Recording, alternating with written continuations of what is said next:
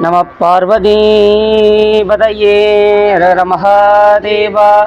தென்னாடுடைய சிவனே போற்றி. திருவாக்கும் செய்கருமம் கைகூட்டும் செஞ்சொல் பெருவாக்கும் பீடும் பெருக்கும் உருவாக்கும் ஆதலால் வானோரு மானை முகத்தனை காதலால் கூப்புவர் தம் கை தெளிவு குருவின் திருமேனி காண்டல் தெளிவு குருவின் திருநாமம் செப்பல் தெளிவு குருவின் திருவார்த்தை கேட்டல் தெளிவு குரு சிந்தித்தல் தானே. திருச்சிற்றம்பலம்.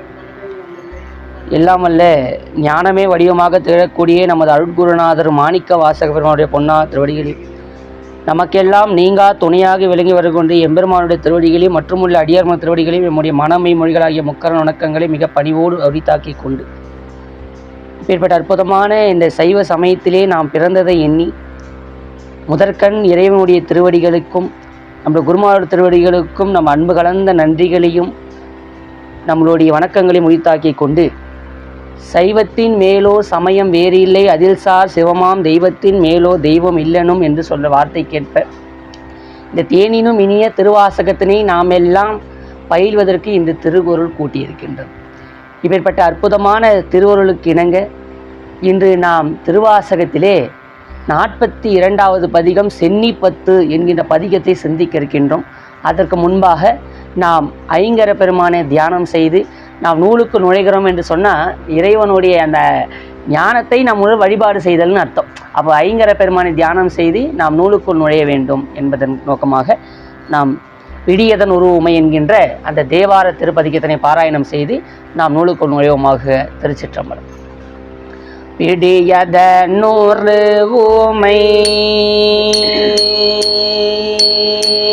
பிடியதன் உருவமை கோலமிகு கரியது பிடியதன் உருவமை கோலமிகு கரியது வடி கொடுத்தனதடி வழிபடுமவரிடர்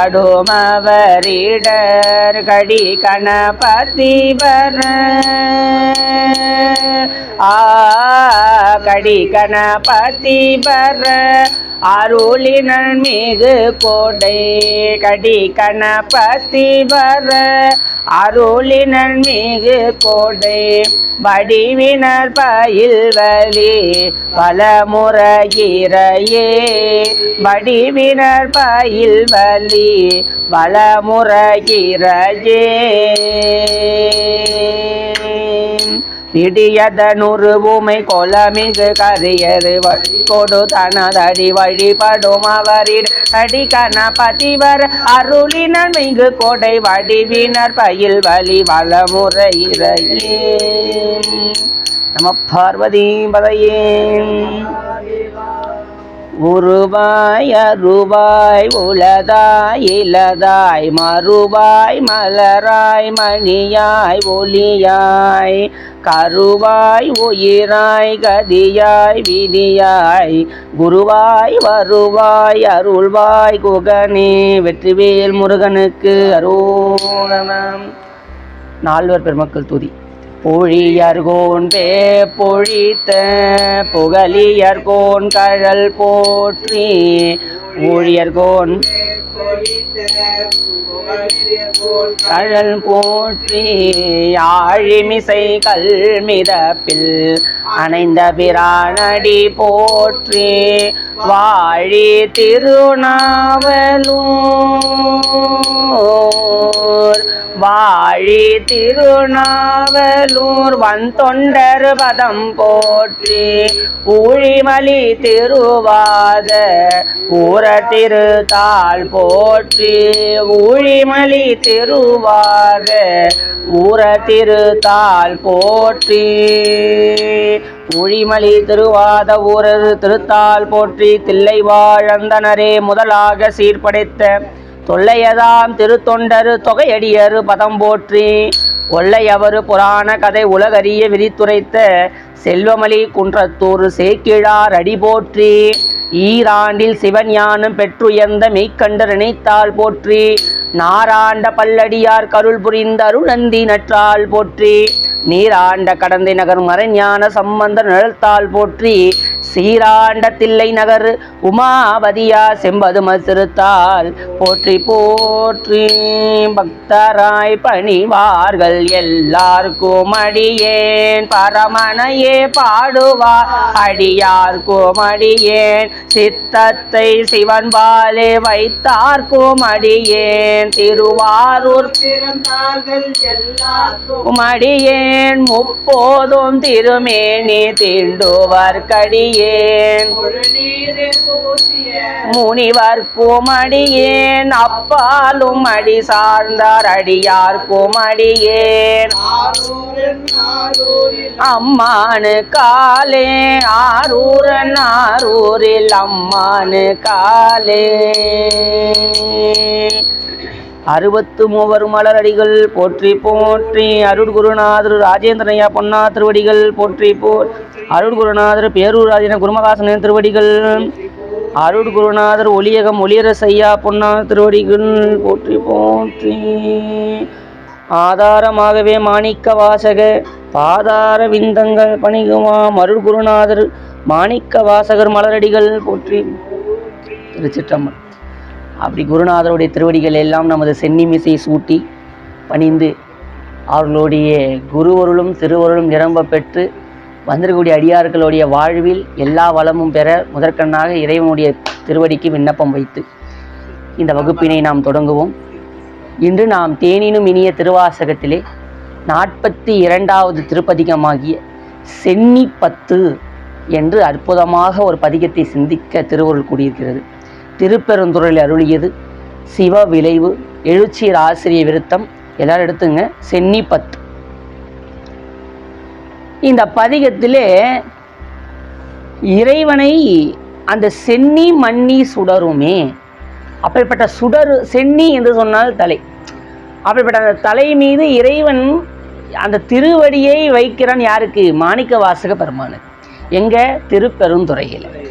அப்போ அந்த சென்னி மன்னி சுடருமே, அப்ப சென்னி மன்னி மலருமே, சென்னி மன்னி பொலியுமே அப்படின்னு அந்த திருவடியை என் தலை மீது வைத்து, என் தலை மீது வைத்து சுடர வேண்டும், என் தலை மீது வைத்து மலர வேண்டும், அந்த திருவடி என் தலை மீது மலர வேண்டும். சென்னி மன்னி மலருமே, சென்னி மன்னி சுடருமே அப்படின்னு அற்புதமாக தன் தலை மீது அந்த இறைவன் அந்த பாதங்களை திருவடியை என் தலை மீது வைத்தான் என்பதை நமக்கு அற்புதமாக இந்த சென்னி 10 என்கின்ற 10 பாடல்களிலே நமக்கு குறிப்பிடுகிறார். அப்பொழுது நம்மளுடைய மாணிக்க வாசக பெருமான் அற்புதமாக சொல்லுகிறார். அந்த இறைவனுடைய திருவடிகளை என் தலை மீது எப்படி வைக்கின்றான்? இணையார் திருவடி என் தலைமேல் வைத்தலுமே துணையான சுற்றங்கள் அத்தனையும் துறந்தொழிந்தேன். அப்படி அணையார் புனல் தில்லை அம்பலத்தை ஆடுகின்ற புனையாளன் சீர்பாடினாம் பூவல்லி கொய்யாமோன்னு அற்புதமாக குறிப்பிடுகிறார். அப்படி இறைவனுடைய அந்த திருவடி தாமரை ஒத்து, அந்த திருவடி தாமரைகளை நமது மாணிக்க வாசகவர்களுடைய அந்த சென்னி மீது சுவாமி பொறிக்கின்றார். வைத்தலுமே நான் பொறித்து விடுகிறார். ஏன்னா பொறிச்சிட்டோன்னு சொன்னால் அது அழியுமா? அழியாது. அந்த பச்சை குத்துவது போலே பொறித்து விடுகிறார். அப்படிப்பட்ட அற்புதமான திருப்பதிகம். இந்த பதிகத்தில் சொல்கிறார், தேவதேவன்மை சேவகன் தென்பெருந்துறை நாயகன். யாரு நாயகன்? தென்பெருந்துறை நாயகன். நமக்குலாம் நாயகன், நம்மளாம் சொல்ல கமல்ஹாசன் எவ்வளோ அந்த நம்ம எதோ நம்ம சொல்கிறோமா இல்லையா? யார் இவங்களா இருக்கிறாரு, நம்ம தலைவன் யார் யாரோ சொல்கிறோம். அப்போ நம்மளுக்கெல்லாம் தலைவன் யாருன்னு சொன்னால் எல்லாம் வல்ல இறைவனாகிய சிவபெருமான். அவன் தான் நம்மளுக்கு நாயகன். நம்மளுக்கு நாயகன் யாருன்னா சொன்னேன், இவங்க நம்ம ஆக்டர் பேர்லாம் சொல்லக்கூடாது. நம்ம ஏதோ கமலஹாசன் சொல்கிறோம், விஜய் சொல்கிறோம்.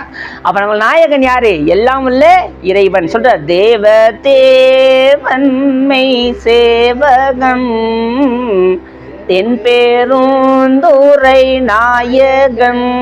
அப்படிப்பட்ட இறைவன் தென்பெருந்துறை நாயகன். சரி, அப்படி இருக்கிறார். எப்படி இருக்கிறார்?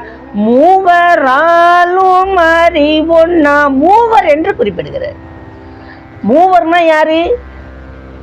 அயன் மால் உருதிரன் என்று சொல்லக்கூடிய என்னையா வேற ஏதோ மொழியில் சொல்றீங்க, இதான் தமிழ் மொழி. நம்ம என்ன சொல்றோம், வடமொழியில பிரம்மா விஷ்ணு அப்படின்னு சொல்றோம். பிரம்மா விஷ்ணு இடத்துல வடமொழி சொல்லுதான். நம்ம தமிழிலே அயன் மால் என்று திருமால். அப்படி மூவர்னா யாரு சொல்றாரு, பிரம்மா விஷ்ணு ருத்ரன் என்று சொல்லக்கூடிய ருத்ரமூர்த்தம். நம்மளாம் பாருங்க பல நாள் நம்மளுக்கே குழப்பம், சரி பிரம்மா விஷ்ணு ருத்ரன் தான் சிவபெருமான் நம்ம நினைச்சுன்னு இருக்கிறோம். மும்மூர்த்தியில ஒருத்தர் நம்ம கேள்வி எழுதா இல்லையா, மும்மூர்த்தியில ஒருத்தர் சிவபெருமானே, அப்ப சிவபெருமான் மட்டும் எப்படி தலைவனாக முடியும்? இல்ல, மும்மூர்த்தியில ஒருவராக இருப்பவர் யாருன்னு சொன்னா உருத்திரன். அப்ப மூவராலும் அறிவொல்னா திரு ஆனந்த மூர்த்தியான் சொல்றாங்க. மூவராலும் அறிவொன்னா முதலாய ஆனந்த மூர்த்தியான் நம்ம அப்பா. முன்னாய மூவருக்கும் முதலாய முதல்வனே. இது மூவருக்கும் முதல். அப்ப அனைத்திற்கும் முதல்வன் யாரு? இறைவன். முதல்வன் அப்படின்னா என்ன அர்த்தம்? அனைத்திற்கும் முதல்வன்.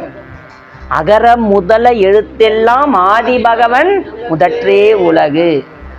அகர உயிர் போல் அறிவாகி எங்கும் நிகரில் இறை நிற்கும் நிறைந்து. இது திருவருட்பயன்ல நமது உமாபதி சேவனால் குறிப்பிடக்கூடிய முதல் குறட்பா.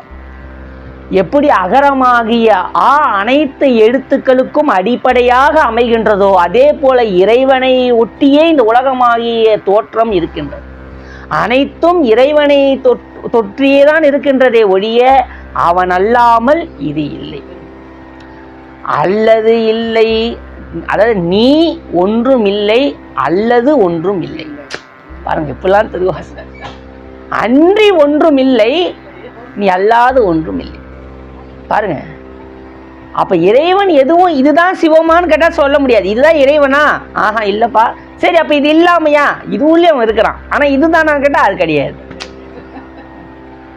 நீ ஒன்றும் இல்லை, அன்றி ஒன்றும் இல்லை. அப்போ மூவராலும் அறிவொன்னா முதல் ஆனந்த மூர்த்தியான்.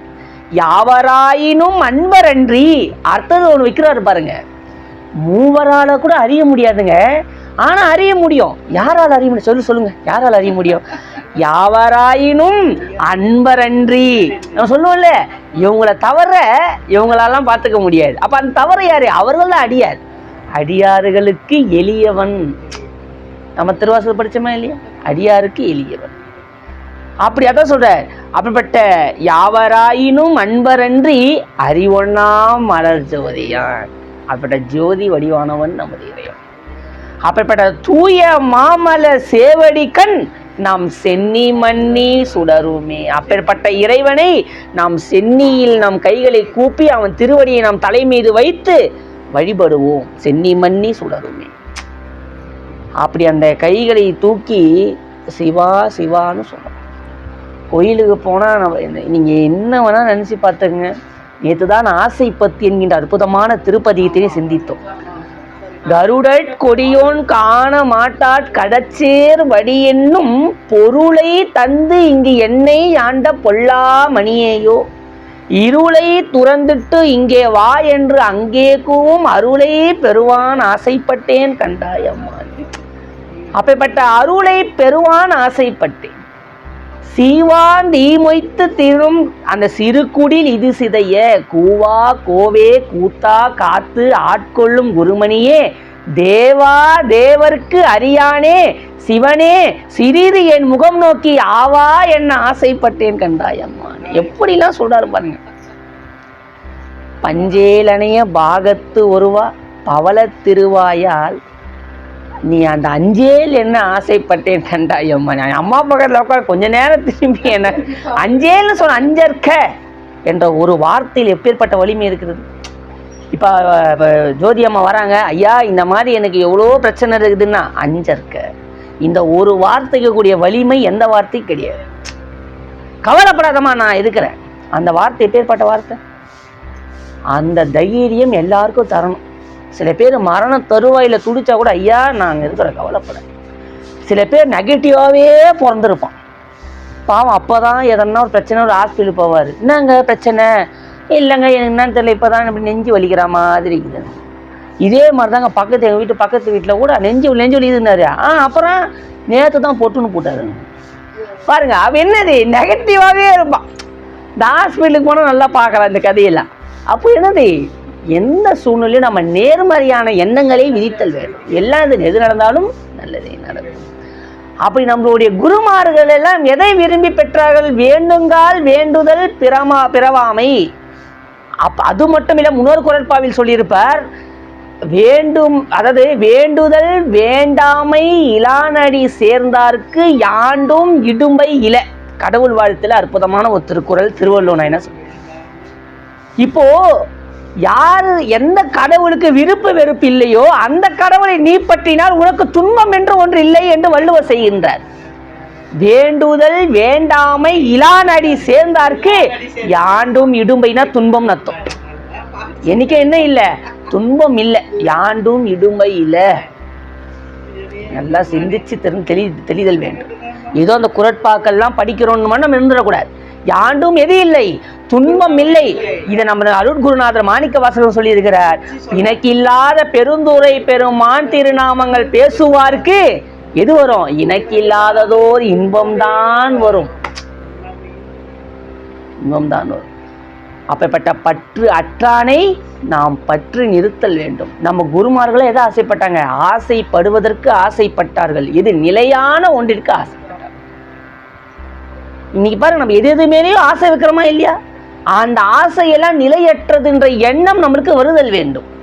தேவையில்லாத ஆசையெல்லாம் வைக்கக்கூடாது.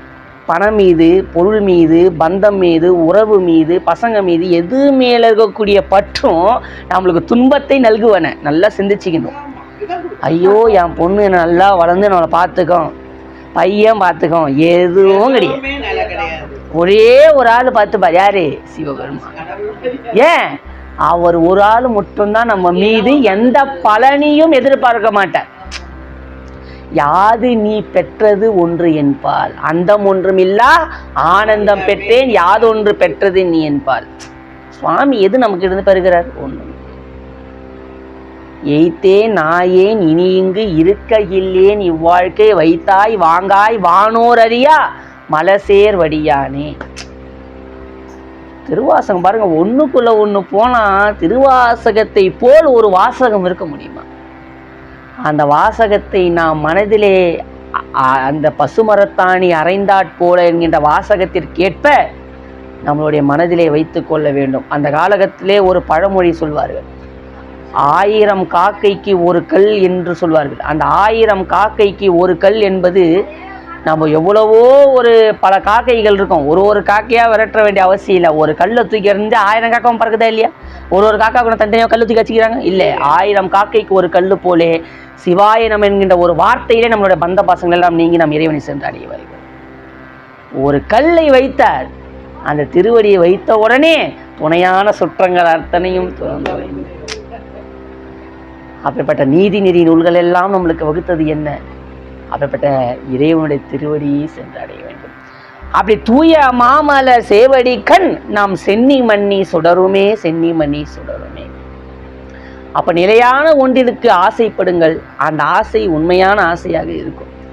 இந்த உடம்பு நிலையற்றது என்கின்ற எண்ணம் அனுதினமும் நினைத்தல் வேண்டும். சரியா? நான் எப்போதுமே சிவபெருமானை நினைக்கணும்னா அதுக்கு எதனா ஒரு வழி உண்டா? சரி, நான் இது எப்படி தெரிந்து கொள்வது என்றால் ஒரு சில வழிகள்லாம் உண்டு. இப்போ நம்ம ஒரு யார் கூட வேணா, நான் அதுக்காக போய் மற்றவங்க கூட பழகாதீங்க பேசாதீங்க நம்ம சொல்ல வர கருத்து கிடையாது. எப்படி பேசாமல் இருக்க முடியும்? எப்படி பழகாமல் இருக்க முடியும்? இப்போ நான் ஐயா இருக்கிறேன், இப்போ இவனை சேர்ந்து பாசம் காட்டாமல் இருக்க முடியும்? பழகிதான் ஆகும். ஒருத்தர் கூட ஒருத்தர் நல்லா பேசுவோம், பழகுவோம். இப்போ எனக்கு மங்கையர்கரசி பிடிக்குதா, அம்மா பிடிக்குதா, என்ன பண்ணுவோம்? நம்மளோட அன்பை பரிமாறிக்கொள்வதற்காக சில பொருள்களை வாங்கி தருவோம், அவங்ககிட்ட சில பொருள்களை பெற்றுக்கொள்வோம். இதுதான் இந்த உலக வாழ்க்கை.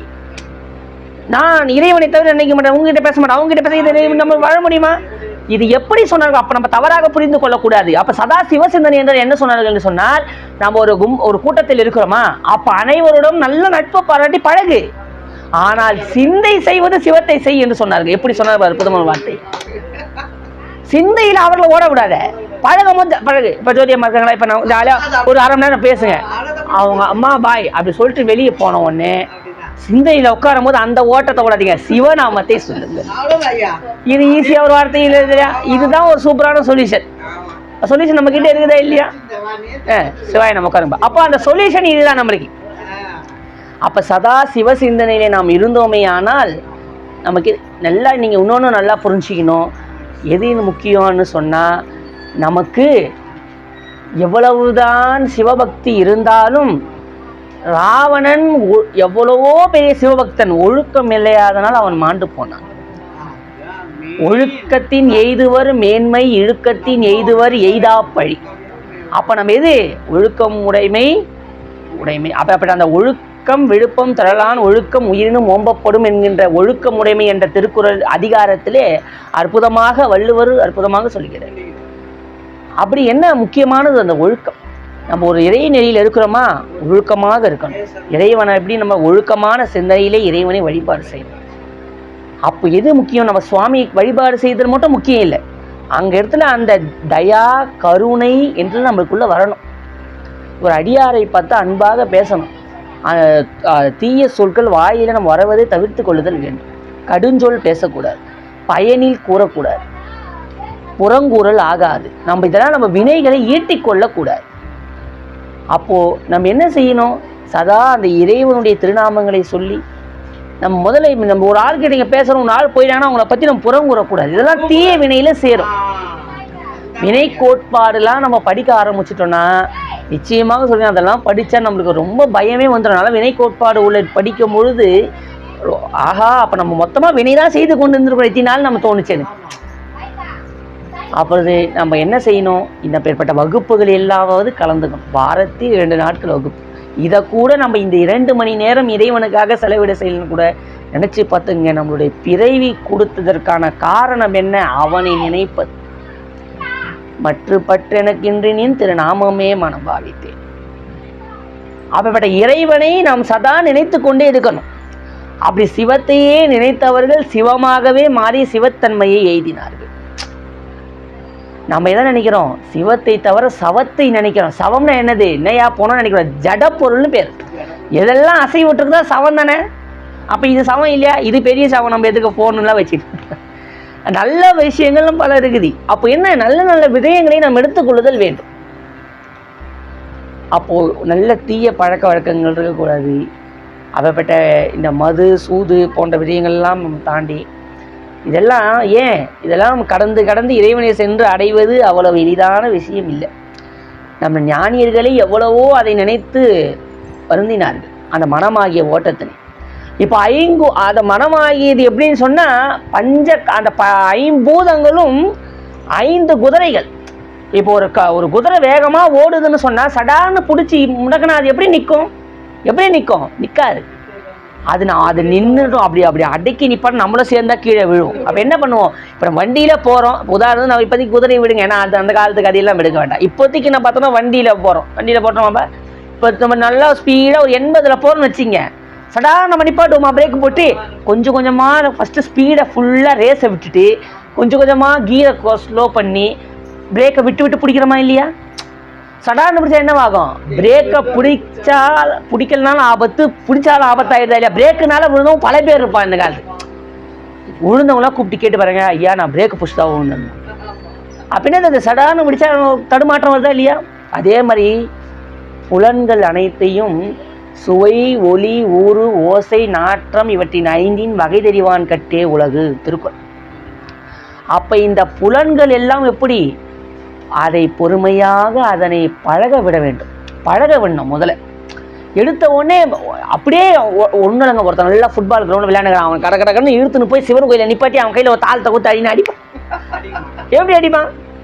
இல்லை சன்னு அவனை எங்கன்னா ஒருத்தன் அப்படியே விளையாண்டுக்கிறான், ஒருத்தர் கூட்டு வந்து சாமி கும்பிட்றான், எப்படி கொடுப்பான்? எப்படி கும்பிடுவான்? வராது. ஃபஸ்ட்டு பாப்பா இங்கே பிரசாதம் பிரசாதம். அப்புறம் என்ன பண்ணுவார்? சில பேர் பாருங்க, அம்மா அங்கே கோயிலில் போய்விங்க.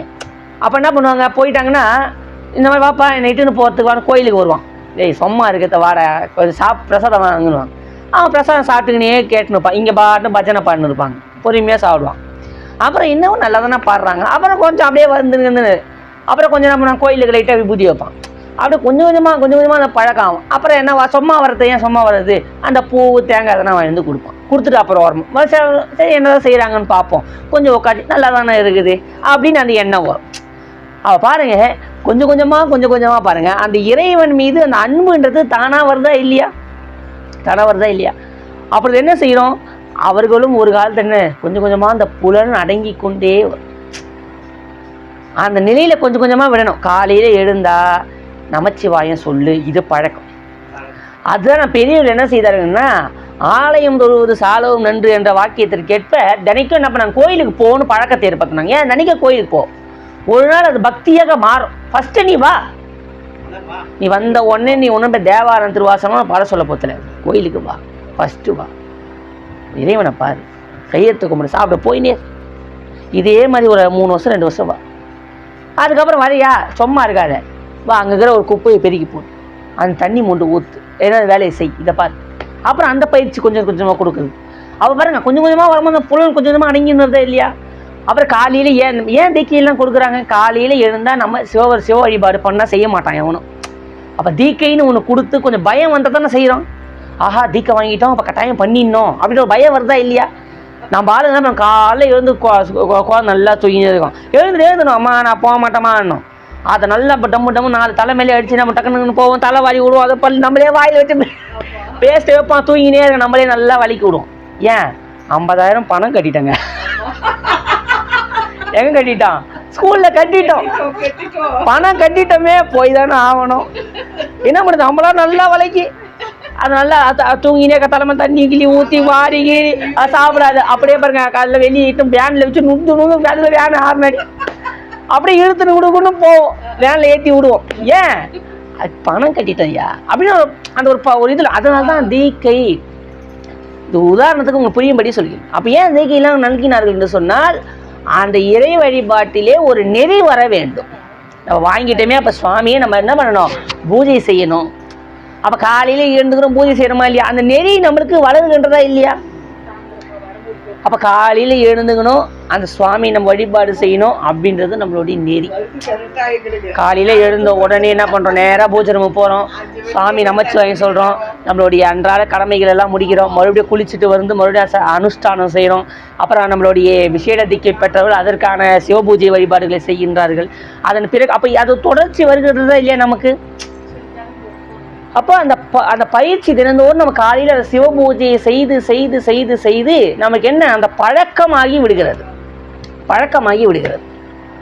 அப்போ தினந்தோறும் அந்த பூஜை செய்வதன் மூலமாக நம்ம என்ன, அந்த நெறி நமக்கு வருகிறது, புலன் அடங்கி போகுது. காலையில் எழுந்தால் நம்ம சாமி கும்பிடணும் அப்படின்னு கரெக்டாக மைண்டில் ஃபிக்ஸட் ஆகி போச்சு. அது புலன் கரெக்டாக இருக்குதா இல்லையா? காலையில் எழுந்து சில பேர் எழுந்த உடனே காலை கிளம்புறாங்களா இல்லையா? சில பேர் படுத்துக்கிட்டே இருப்பாங்க, எனக்கு டீ குச்சா தான் வருதுன்னு. இதெல்லாம் ஒரு பழக்கம். அது பழக்கம் மைண்டு ஃபிக்ஸடு. அப்போ எல்லாம் என்னது, பழக்க வழக்கங்களே வைத்துக்குது, மைண்டு ஃபிக்ஸ் பண்ணி வச்சாரு. அப்போ பாருங்க, எல்லாம் அந்த புலன்கள் அப்படி. அப்போ என்ன, இந்த மாதிரி நல்லா இது மாதிரி நம்ம இப்போ தீய பழக்க வழக்கங்கள் இருக்கிறவங்க கூட அந்த புக்தியை அடக்க நினைத்தால் அது அடங்காது, திசை திருப்பி விட வேண்டும். இப்போ தண்ணி அடிக்கிற டைமா, அப்போ என்ன செஞ்சிடணும், அந்த டைமில் நம்ம டீ குடிக்கணும்னு ஃபிக்ஸ் பண்ணிடணும், திசையை மாற்றி விடணும். சரி, நம்மளுக்கு என்ன சிறுவர் பிடிக்கிற பழக்கங்களா, அந்த டைமில் நல்லா சாம்பிராணி புகையை போட்டு அந்த புகையில் உட்காந்துடணும், கொஞ்சம் கொஞ்சமாக திருப்பி விடணும் அதுவே. ஏனால் மனம் என்பது ஒரு குரங்கு. ஆன்மீகத்திலே இறைநெறியில் இருக்கக்கூடியவர்களே அந்த மனம் மாயையை உட்படுது என்று சொன்னால், எந்த நெறியிலும் புகுத்தாலும் நம்ம அவங்க குறை சொல்லலாமா? அவங்கள சொல்லவே முடியாது. அவர்கள் மீது தவறே கிடையாது என்னை பொறுத்தளவு. ஏன்? நீதிநெறி நூல்கள் அந்த வாய்ப்பை இறைவன் நல்கவில்லை. இப்போ நம்ம யாருன்னா ஒரு தீய பழக்க வழக்கங்கன்னா அவங்க போய் நம்ம என்ன செய்ய முடியாது, குறையே சொல்லக்கூடாது. ஏன்? அவரோட வினை பயன் அப்படி இருக்குது. இப்போது எவ்வளவோ பேர் போகிறாங்க. இப்போ நீங்கள் ஏதோ ஒரு அடியார்கள் 5-6 பேர் வந்துருக்கீங்கன்னா, இப்போ நீங்கள் வந்துருக்கீங்க, எல்லாரும் வரலை அப்படின்றதுக்காக நம்ம வந்தவங்க நல்லவங்க வராதவங்க கெட்டவங்க சொல்ல முடியுமா? உங்களுடைய வினைப்பக்கம் இங்கே வர வச்சுக்கிது, அவங்களோட வினைப்பக்கம் வர வைக்கல. இதுதான் உண்மை. ஆனால் இறைவன் இருவருக்கும் அந்த அருளை நல்குவான். அவருடைய வினை கருமா கேட்ப அறக்கருணை மரக்கருணை என்று சிந்தித்தோம். அப்படி இதெல்லாம் இறைவன் செய்கின்றானே. அப்புறம் என்ன நல்லா புரிஞ்சுக்கணும்னு சொன்னால், அந்த இறை வழிபாட்டை நாம் தொடர்ந்து செய்தோமையானால் புலன்கள் அடங்கும். புலன்கள் அடங்க அடங்க அடங்க தான் நம்ம இறை உணர்வினை நம் உள்ளத்திலே நாம் தெரிந்து கொள்ள முடியும். அதை நம்ம நல்லா புரிஞ்சுக்கணும்னு சொல்லி அற்புதமான இந்த சென்னிப்பத்து என்கின்ற பதிகத்தினை நாம் சிந்திக்க திருவருள் உள்ளே செல்வோம். திருச்சிற்றம்பலம். நான்கு வரிகளாக விண்ணப்பம் செய்கின்றப்படுகிறது. தேவதேவன்மை சேவகன் தென்பெருந்துறை நாயகன் மூவராலும் அறிவுண்ணா முதலாய ஆனந்த மூர்த்தியான் யாவராயினும்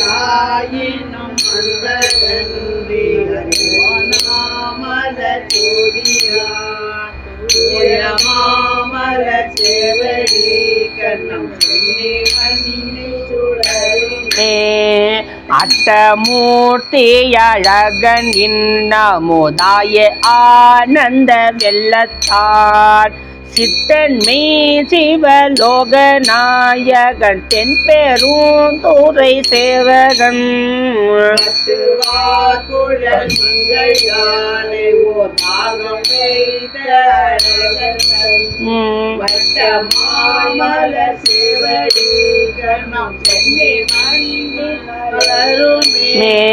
நங்கை மீர் என்னை நோக்குமின் நங்கள் தாதன் நம்பணி கொண்டவன் தெங்கு சோலைகள் சூழ்பெருந்துறை மேய சேவகன் நாயகன்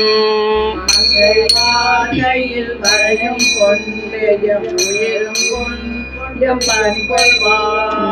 பொங்கு மாமலர் சேவகன் பத்த சூழ பராபரன் பாரில் வந்து பார்ப்பானேன சித்தர் சூழ சிவபிரான் தில்லை மூதூர் நடன் செய்வான் எம்மையாலும் கொண்டு எம் பணி கொள்வான்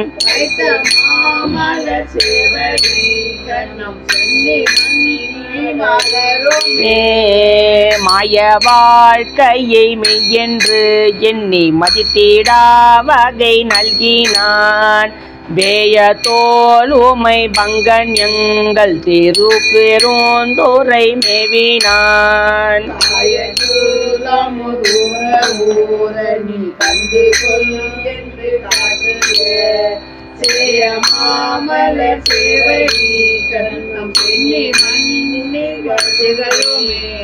சித்தமே புகுந்தெம்மை ஆட்கொண்ட தீவினை கெடு துயலாம் பக்தி தந்து தன் பொற்காழர் கண்ணே பன்மலர் கொய்து சேத்தனும்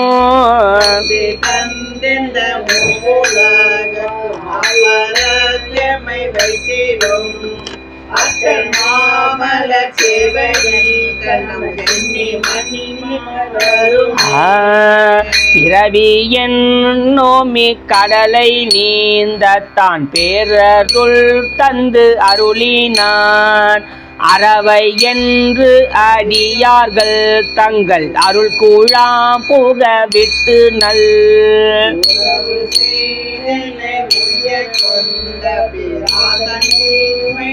இருக்கமாம்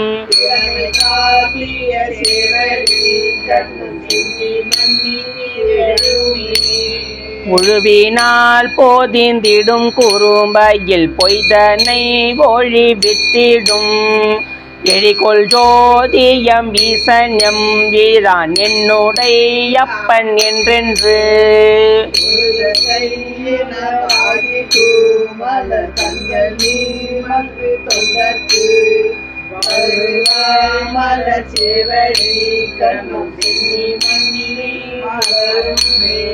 வம்பனாய் திரிவேனை வா என்று வல்வினை பகை மாய்த்திடும் உம்பரானுலகுடு அறுத்து அப்புறத்தனாய் நின்ற எம்பீரான்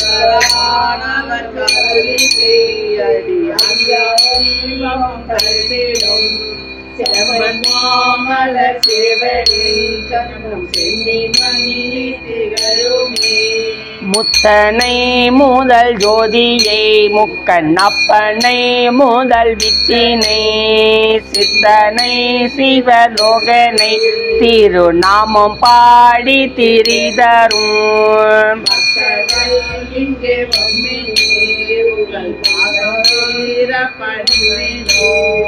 சித்தமாத்தரும்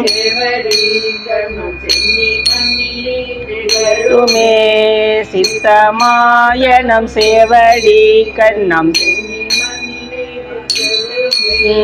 திருச்சிற்றம்பலம். திருநாடுடைய சிவனே போற்றி போற்றி. அற்புதமாக இந்த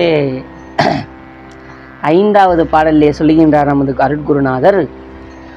மாயை வாழ்க்கையை மெய்யென்று எண்ணி மதித்திடா வகை நல்கினான். அதை நல்கினாதான் நம்மளுக்கு தெரியும். ஆஹா, இந்த உலகம் மாயை வாழ்க்கை, பொய்யெல்லாம் மெய்யென்று உணர்முலையார் போகத்தை, வெந்து விழும் உடல் பிறவி மெய்யென்று வினைப்பிறை. அப்போ பாருங்க, இந்த பிறவி பொய், இந்த பிறவியாகிய பொய்யை நான் மதித்திடா வண்ணம் நல்கினான். நாம் அதை மதிக்கிறோம், அதனால தான் நம்மளுக்கு துன்பம் இன்பம் வருது. இப்போ புரிஞ்சிச்சா இல்லையா?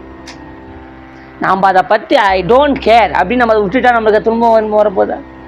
நம்ம என்ன நினச்சிக்கிறோம், ஆஹா அதான் நான் ஐயோ இவர் தான் எனக்கு, இவங்க தான் ஒய்ஃப், இவங்க தான் எனக்கு வீட்டுக்காரி அப்படின்னு நம்ம இதான் நம்ம பசங்க அப்படின்னு நம்ம நினைக்கிறதுனால தான் நமக்கு என்ன வருது? இன்பம் துன்பம். இன்பமும் வரும்.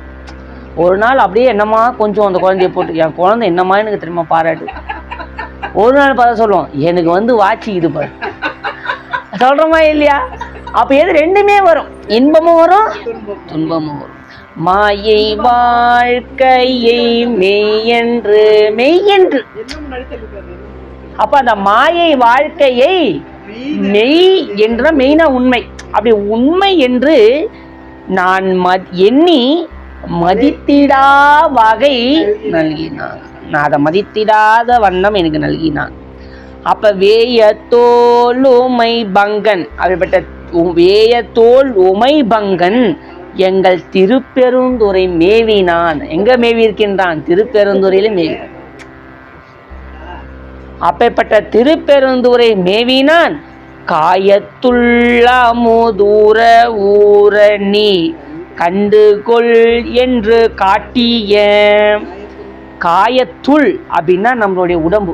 அப்படி காயத்துள் அமுது ஊர நீ கண்டுகொள் என்று காட்டிய. அதாவது சுவாமி நம்மளுக்குள்ளவே இருப்பதை அவன் எனக்கு காட்டினான்னு அடுத்த வழியில சொல்கிறேன். காயத்துள் அமுது ஊற நீ கண்டுகொள் என்று காட்டிய சேயமாமல சேவடி கண்ணம் சென்னி மன்னி திகழுமே. அதை உணர்ந்து, அதான் என்னுள்ளே இருப்பவன். அப்படி நம்முள்ளே இறைவன் எப்படி இருக்கிறான்? சதா நமக்குள்ளவே. அனைத்து ஜீவராசிகளுக்குள்ளும் இறைவன் இரண்டர கலந்து இருக்கின்றான். அதுக்கு ஒன்றாயிருக்கிறான், உடனாயிருக்கான், வேறாயிருக்கிறான் என்று சித்தாந்தங்கள்லாம் குறிப்பிடுகின்றன. அப்படி இறைவன் செய்யலைன்னு சொன்னால் நம்மளால் எதையுமே செய்ய முடியாது. பேச முடியாது, நம்மளால் நடக்க முடியாது, பாட முடியாது, ஆட முடியாது, இன்பத் துன்பங்களே நுகர முடியாது. நம்மளுடைய செயல்பாடு எப்படி தெரியுமா?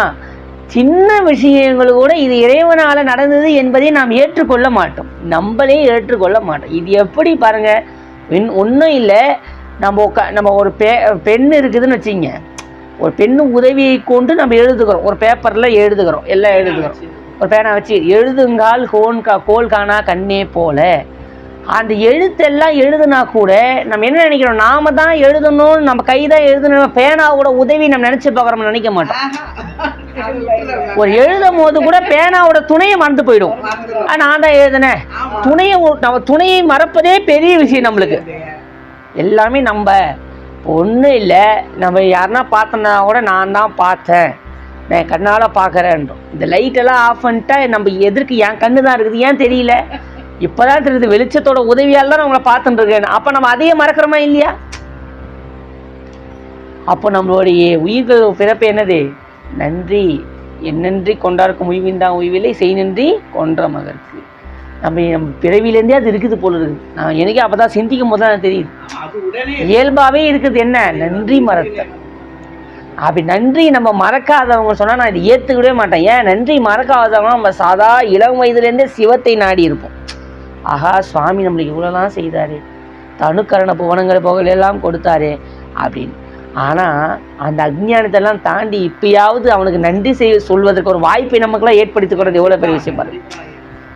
இப்பயாவது சுவாமி அவன் செய்ததையாவது நம்ம உணர்த்திருக்கிறானே இல்லையா? இப்போ நமக்கு தெரியுது, ஆஹா இறைவன் நம்மளுக்கு இப்பேற்பட்ட ஒரு பிறவியை கொடுத்துருக்குறானே. நம்ம முதல்ல இந்த பிறவியை கொடுத்ததுக்கே நன்றி சொல்லணும். நாம் நினைப்போம், நன்றி வேற ஒன்று சொல்லணுமா, நம்ம பிறவி இப்படிலாம் இருக்குதுன்னு. அது நம்ம நினைக்கக்கூடாது. இந்த பிறவி நம்ம அனுபவிக்கக்கூடிய அனைத்திற்கும் காரணம் யாரு? நாம் தான். தீதும் நன்றும் பிறர் தரவாரா? நம்ம பிறர் தந்ததுலாம் நம்மளுக்கு வந்தது கிடையாது, நம்ம செய்தது தான் நமக்கு.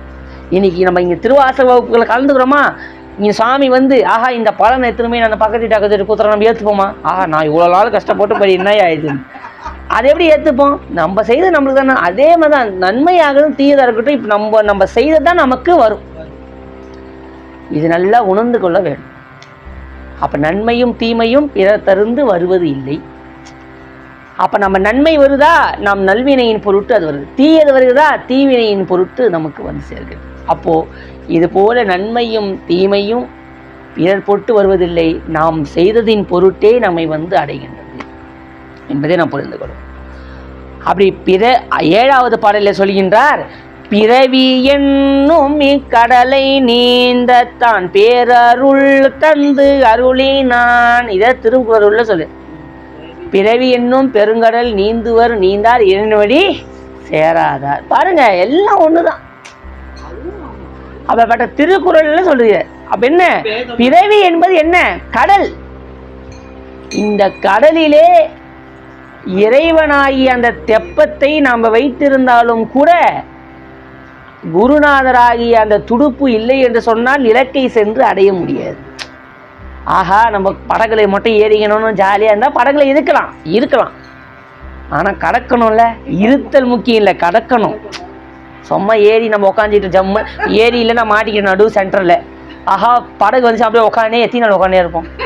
கரைக்கு போனால் தான் நம்ம வேலை செய்ய முடியும். அப்போ அந்த படகு அதான் சிவருமான் நான் அவரை கும்பிட்டேன் அப்படின்னு கோயிலுக்கு மட்டும் போயிட்டு வரலாம், கடக்கணும். அப்போ எது? குரு உபதேசம் முக்கியம். குரு உபதேசம். அப்போ எப்படி ஐயா நான் எங்கேயா குரு தேடி போட்டேன்? எப்பா நீ எங்கேயும் போவேணாம், உன்னை தேடி அவரே வருவார். இருக்கும் இடம் தேடி இறைவனே வந்து நல்குவான் உபதேசத்தை. எப்போது வருவான்? நீ பக்குவப்பட்டா வருவாயா? பக்குவப்பட்டா வருவான். மாங்காய் பழுத்ததே தெரிஞ்சாதான் கல்லடி விடும். அது கரெக்டாக பழுத்ததே தெரியட்டும், எங்கேருந்து கல் அடிக்கிறானே தெரியாது. மாங்காய் அடிச்சிடுமோ தெரியுதா இல்லையா? ஒரு குருவிக்கு அணிலுக்கு தெரியுது, கம்முன்னு காயில் இருக்கும்போது கடிக்க மாட்டேங்குது, அழகாக வருது, ஒரு ஓட்டை போட்டு ஃபுல்லாக சாப்பிட்டு போயிடுது. அதோட பக்குவம் எய்தின உடனே அணில் தேடி வருதா இல்லையா? மாம்பழம் பக்குவம் ஆன உடனே அணில் தேடி வந்து கடித்து சுவை கண்டு கொள்கிறது. ஜீவான்மாக்களாகிய நாம் பக்குவப்பட்டால் இறைவனே தேடி நம்மை தேடி வருவான். எப்படி? அருட்குருநாதனாக வருவான். அருபரத்தொருவன் குருபரனாக அவனியில் வந்து அருளை சிறுமை என்று இகழாதே. திருவாசகத்திலே மாணிக்கவாசகம். அப்படி நமக்கெல்லாம் இறைவனே வந்து நமக்கெல்லாம் அந்த உபதேசத்தை செய்வார். அப்போ எது வரைக்கும் காத்துக்கிட்டு இருக்கணும்? அந்த பக்குவ நிலை வர வரைக்கும் இறைவனை வழிபாடு செய்து கொண்டே இருக்கணும். ஒரு ஆசிரமத்திலே ஒரு அரசர் என்ன செய்கிறார் என்று சொன்னால், தன்னுடைய மகனை கொண்டு போய் அந்த ஆசிரமத்திலே சேர்க்கிறார் ஒரு அரசர். குருகுலவாசம். அந்த குருகுல வாசகத்திலே அந்த இளவரசனாகிய அந்த குழந்தை வளர்ந்து கொண்டு வருகிறது, வேத ஆகமங்கள் எல்லாம் படித்து கொண்டு வருகிறது. ஒரு நாள் மீண்டும் தன்னுடைய மகனை காண வருவதற்கு அரசன் அந்த ஆசிரமத்தை நோக்கி வருகின்றார். அப்பொழுது வரும்பொழுது தன்னோட மகனை பார்க்கிறார்.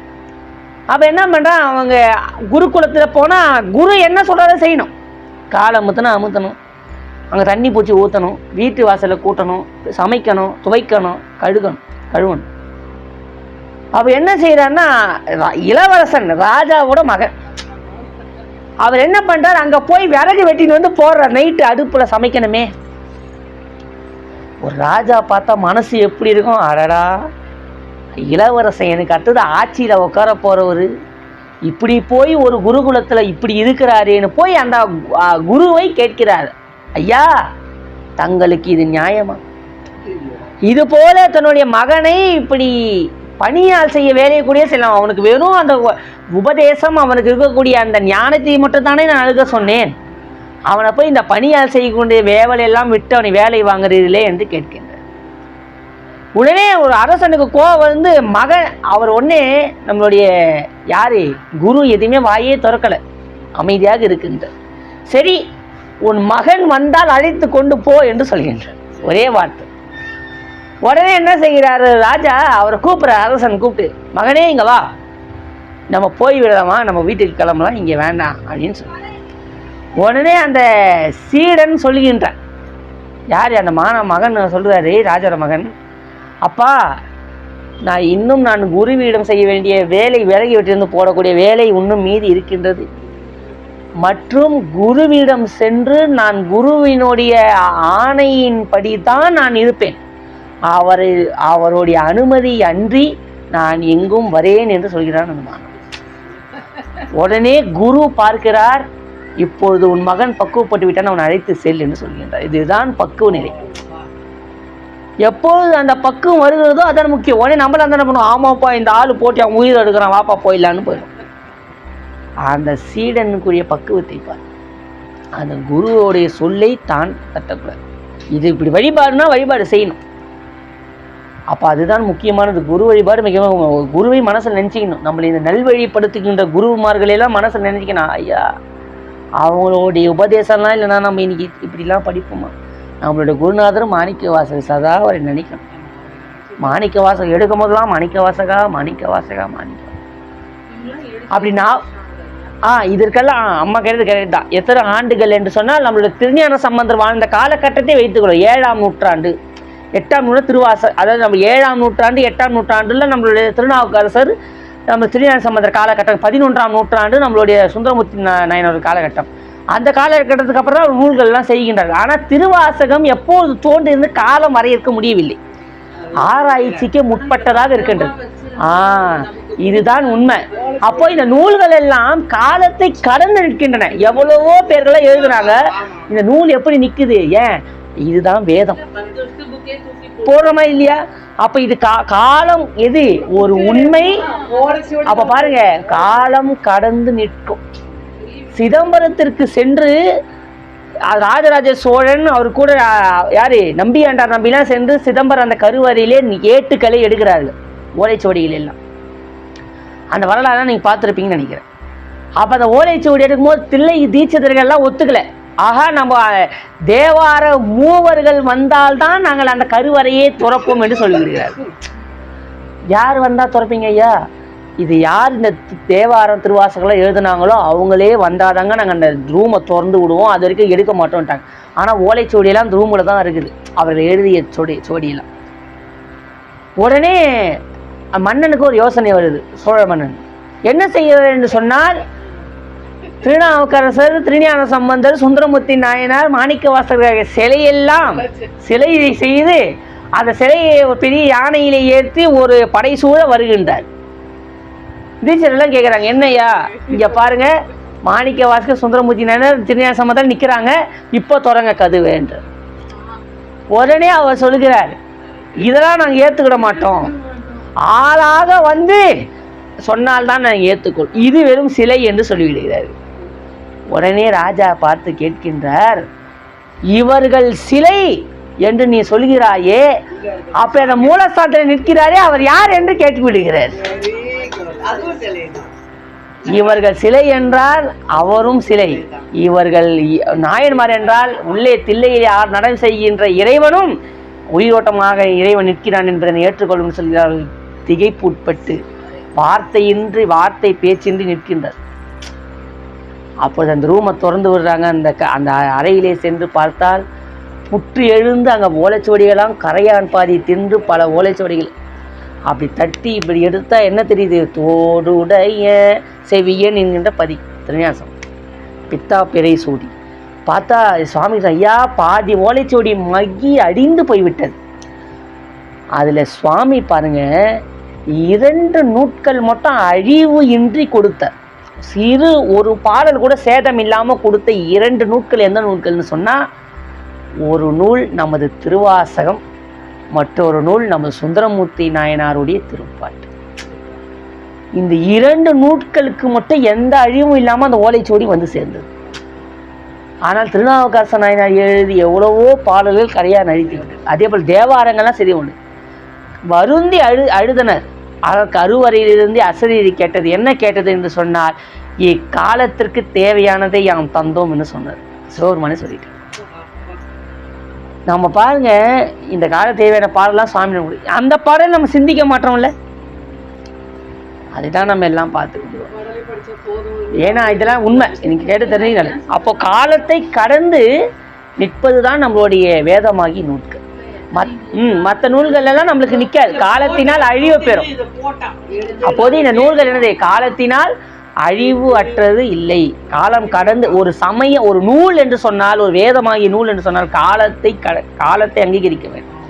அப்படி அப்பற்பட்ட ஒப்பற்ற ஒரு நூல் திருமுறைகள் என்று சொல்லி அடுத்த பாடலை நாம் சிந்திப்போம். திருச்சிற்றம்பலம்.